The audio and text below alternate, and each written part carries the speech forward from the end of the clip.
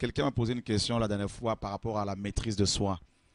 La personne me disait, oui, mais qu'est-ce que tu penses de ceux qui tombent sous l'onction et manque-t-il de maîtrise de soi? Parce que Galates 5, 22 nous dit que un des fruits de l'esprit, c'est la maîtrise de soi.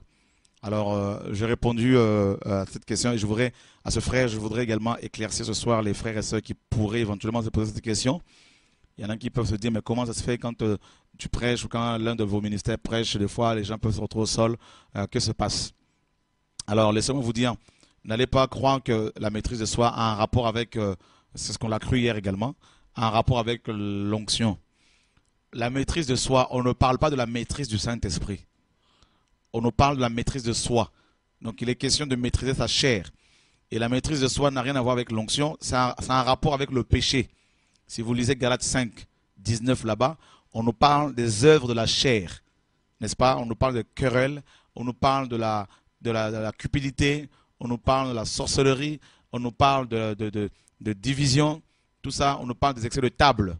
Donc l'apôtre nous dit de voir les fruits de l'esprit, notamment la maîtrise de soi, pour discipliner notre chair. Comme il a si bien dit dans 1 Thessaloniciens chapitre 4, à partir du verset 3 jusqu'au verset 8, il disait que chacun de nous doit posséder son corps dans la sainteté.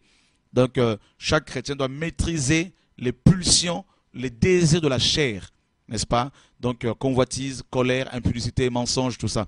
Maintenant, en ce qui concerne la manifestation ou les manifestations du Saint-Esprit, mes amis, si vous n'avez jamais été visité par le Seigneur, je peux comprendre que vous puissiez associer la maîtrise de soi avec les visitations divines. Mais si jamais Dieu vous visite, revenez me voir et vous verrez ce que c'est être visité par le Saint-Esprit. Voilà.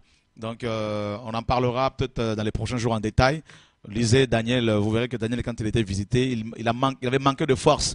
Il s'était retrouvé au sol, le grand prophète Daniel, et Jean et plein d'autres personnes dans la Bible.